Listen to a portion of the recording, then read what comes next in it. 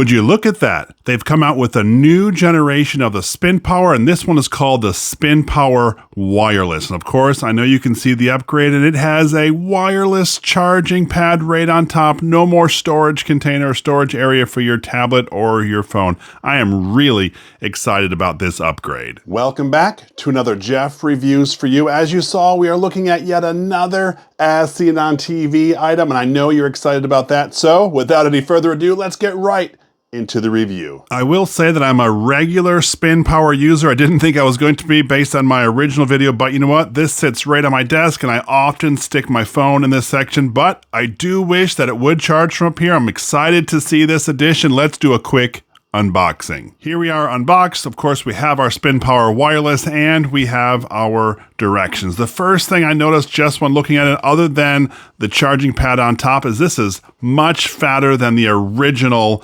Spinpower. Of course, I already drew your attention here. This is your awesome charging pad, and this Bell & Howell logo in the middle with this lightning bolt is actually rubber, so that's nice, so your phone should not slip off.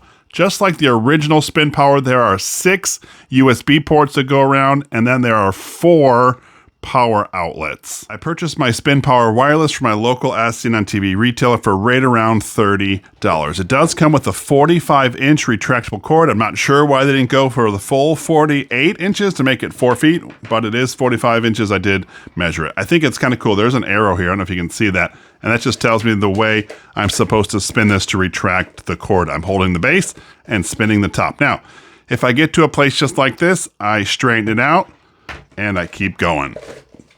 I think it's pretty cool that you can store the entire plug inside the base. As we said earlier, we have 6 USB ports on the top and then 4 regular plugs here at the bottom. The directions tell us that our USB ports cannot exceed 4.2 amps for all of them. So even though they say max 2.1 amps here on the side, that does not mean you get 2.1 from each. The maximum total allotment is 4.2. So the directions actually tell us that if you have more than that, like maybe you have 4 cell phones plugged in, you're definitely not going to fast charge on all 4. And the directions actually tell us you may not charge at all. We're just going to have to wait to test the USB ports because I really want to test out the wireless charging pad right here on the top. So let's plug in our Spinpower Wireless. I thought it only appropriate to plug our wireless version into our original Spinpower. You can tell that we are on because this light is on. I do have a case on this phone, but let's see what happens when we set it on top. Directions tell us we might have to move it a little bit before that charging officially starts. Then again, this may not be case friendly, or at least my case. Try it again without a case. Oh, I see it says it's charging. Oh, it says fast wireless charging, 49 minutes until full. Pretty cool.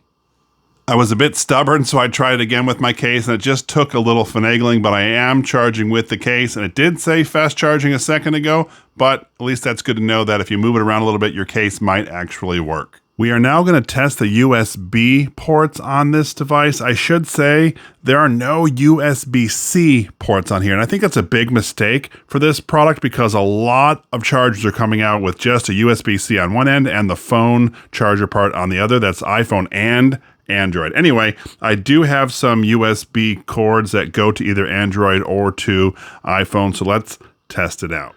You might see this interesting thing I have plugged into the front, and that is just testing the volts and the amps that are coming out here. So you can see, I know it's sideways, but we have 5 volts coming out and 1.3 or 1.4 amps charging this phone right now. What I'm going to start doing is I'm going to start adding USB ports, and these USB ports are actually connected to other devices. I have a phone, I have a wireless microphone, and then I'm going to finally hook it up with the chill well behind us to see what that does. We're adding an iPhone. That's charging. Oh, you can see that we dropped a little bit in the amperage. All right. Now let's add our wireless microphone.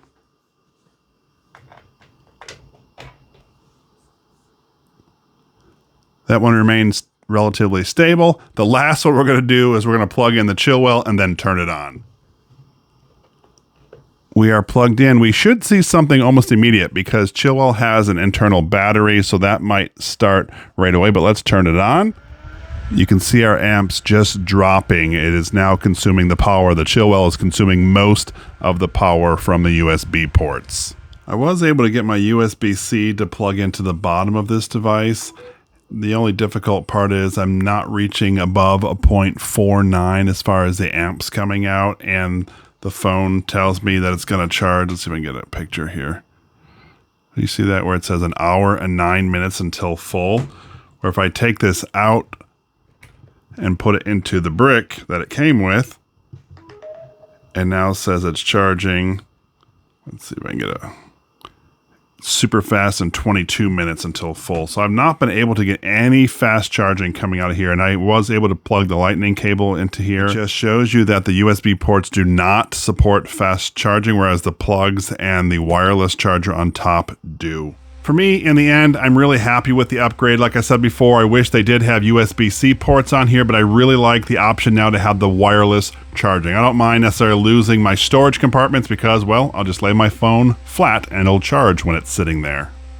So, tell me, what are your thoughts of the Spinpower wireless? Is this something you would consider getting? Better yet, did you have the original version and this new wireless pad is a game changer for you and you would consider upgrading?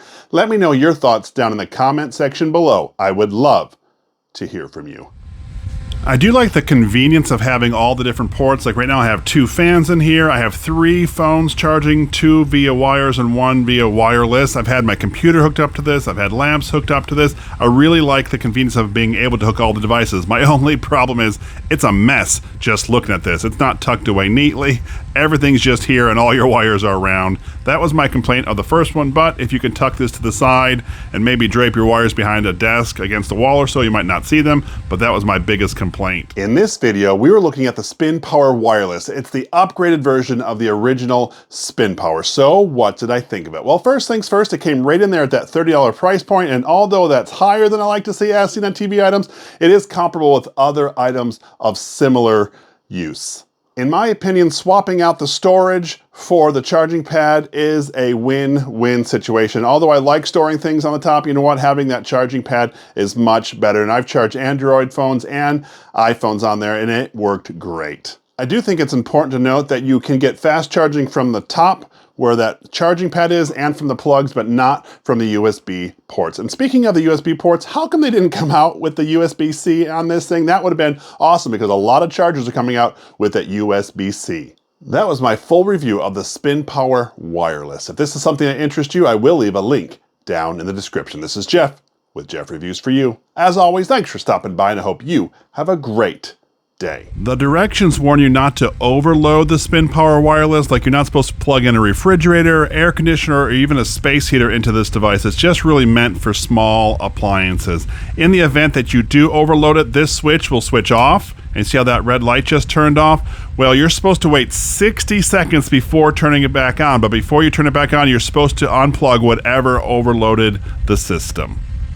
A couple more things. The directions tell us that the wireless charging pad may get warm if you are charging something on here, and they actually say if you're charging here plus other things are being charged. And yes, I have felt this get warm, but it's not hot by any means. It's something you almost wouldn't even notice. Also, they say that the wireless charging pad will automatically stop when your cell phone has reached full charge, but they also ask that you take off whatever you're wireless charging once it's reached 100%. I really do appreciate that you stayed around for my entire review of the Spinpower wireless. You know what? During this video, I actually referenced 3 other reviews that I've done. 1 was the original Spinpower, 2 was my GoFan, and 3 was the Chillwell portable AC. What I'm going to do is I'm going to link all 3 of those videos right here, and I would love it if you would click on one of those links. And when you do, by the magic of the internet, I'm going to join you at one of those videos. So go ahead, click one. They're safe, I promise.